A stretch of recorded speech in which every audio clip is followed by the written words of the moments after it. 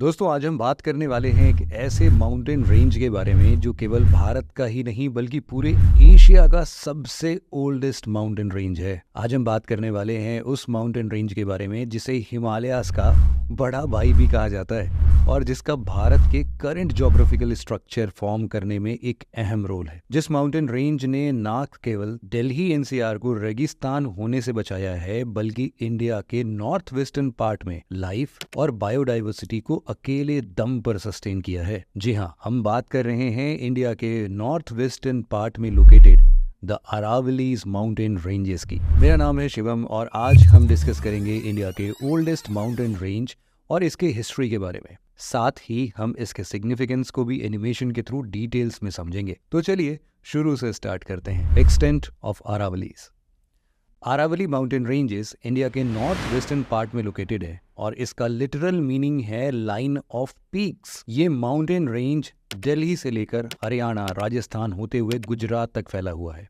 इसका total length 700 kilometre से भी ज्यादा है और इस माउंटेन रेंज में लोकेटेड हाईएस्ट पीक है गुरु शिखर, जो राजस्थान के माउंट आबू के नजदीक लोकेटेड है। गुरु शिखर पीक की हाइट 1722 मीटर्स है, जो पूरे अरावली रेंज में सबसे ज्यादा है। Aravalli mountain ranges mineral resources के साथ साथ प्रेशियस स्टोन्स जैसे कि ग्रेनाइट, सैंडस्टोन और मार्बल्स में बहुत रिच है। इनफैक्ट अरावली में लोकेटेड मकराना के बारे में आप सबने सुना ही होगा। मकराना हाई क्वालिटी मार्बल्स के लिए पूरे देश भर में फेमस है और यही वो जगह हैं जहां के मार्बल्स का यूज आगरा के ताजमहल को बनाने में किया गया था। खैर, ये तो बात हो गई अरावली के एक्सटेंट की। आइए अब देखते हैं कि आखिर इस डाइंग माउंटेन रेंज का फॉर्मेशन कैसे हुआ था। Origin of Aravallis. दोस्तों, जैसे कि हमने पहले भी डिस्कस किया कि अरावली केवल इंडिया का ही नहीं बल्कि पूरे एशिया का सबसे ओल्डेस्ट फोल्ड माउंटेन रेंज है। इसका फॉर्मेशन आज से करीब 2000 से 3000 मिलियन साल पहले हुआ था। हाँ जी, बिल्कुल सही सुना आपने। और उस समय इसका हाइट आज के हिमालयास के हाइट से भी काफी ज्यादा था। हिमालयास की तरह ही अरावलीज का भी फॉर्मेशन दो कॉन्टिनेंट प्लेट्स के आपस में कन्वर्जेंस से हुआ था और इस वजह से ही इसे एक फोल्ड माउंटेन कहा जाता है। अरावलीज का फॉर्मेशन प्री कैम्ब्रियन एरा में मारवाड़ क्रेटॉन और बुंदेलखंड क्रेटॉन के आपस में कन्वर्जेंस से हुआ था और इसी वजह से आप देखेंगे कि अरावली का अलाइनमेंट नॉर्थ ईस्ट से साउथ वेस्ट के डायरेक्शन में है। जैसे कि आप सबको पता है कि माउंटेन फॉर्मेशन इवेंट को हम ज्योग्राफी की भाषा में ओरोजिनी कहते हैं।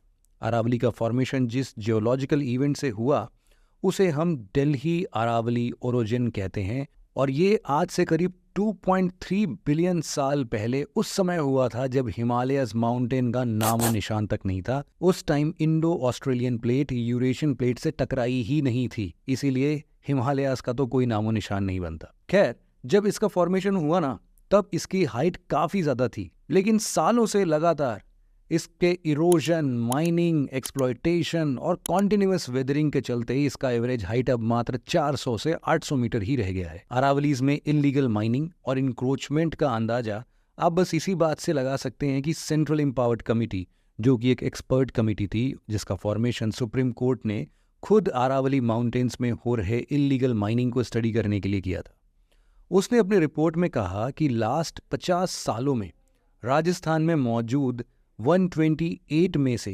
31 अरावली माउंटेन्स इलीगल माइनिंग की वजह से कंप्लीटली डिसअपीयर्ड हो चुके हैं। जी हाँ, गायब हो गए हैं, दिख ही नहीं रहे अब। ओरिजिन के बाद आइए अब हम बात करते हैं अरावली के फिजियोग्राफिक फीचर्स के बारे में।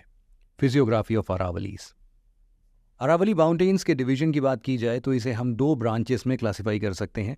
पहला है नदन ब्रांच, जो अजमेर से लेकर दिल्ली तक फैला हुआ है, और दूसरा है सदर्न ब्रांच, जो कि अजमेर से अहमदाबाद तक एक्सटेंडेड है।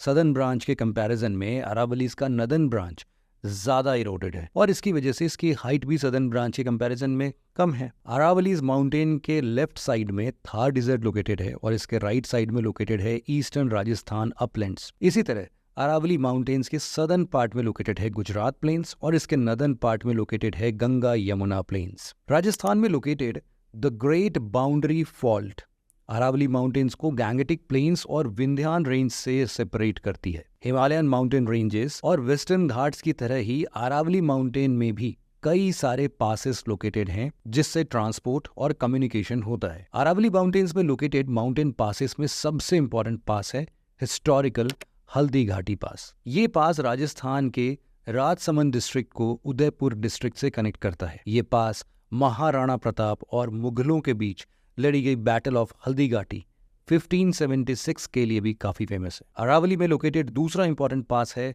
गोरन पास, जो माउंट आबू के नजदीक लोकेटेड है। ये पास उदयपुर सिटी को सिरोही डिस्ट्रिक्ट से कनेक्ट करता है। इसके बाद यहाँ लोकेटेड तीसरा इंपॉर्टेंट पास है गोरम घाट पास, जो राजस्थान के मेवाड़ और मारवाड़ रीजन को कनेक्ट करता है। एक्सटेंट, ओरिजिन और फिलॉसफी के बाद अब हम बात करते हैं अरावली के इंपॉर्टेंस के बारे में, सिग्निफिकेंस ऑफ अरावलीज।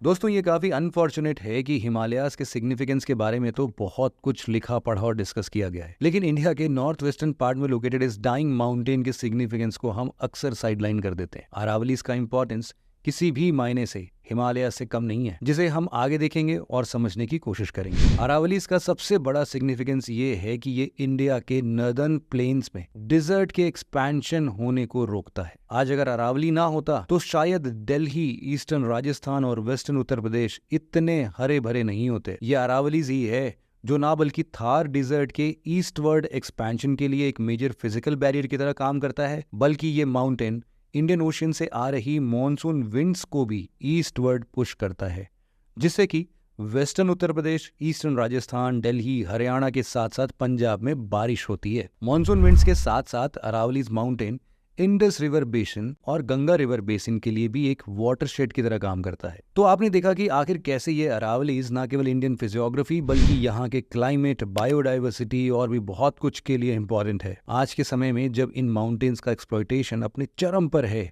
हमें इन्हें प्रिजर्व करने की जरूरत है, ताकि हमारे आने वाले जनरेशन को इस ग्रेट माउंटेन रेंज को हिस्ट्री बुक्स में पढ़ने की जरूरत ना पड़े। तो दोस्तों, आज के इस वीडियो में बस इतना ही था। मिलते हैं आपसे एक और ऐसे ही मजेदार एनिमेशन वीडियो के साथ। तब तक के लिए जय हिंद।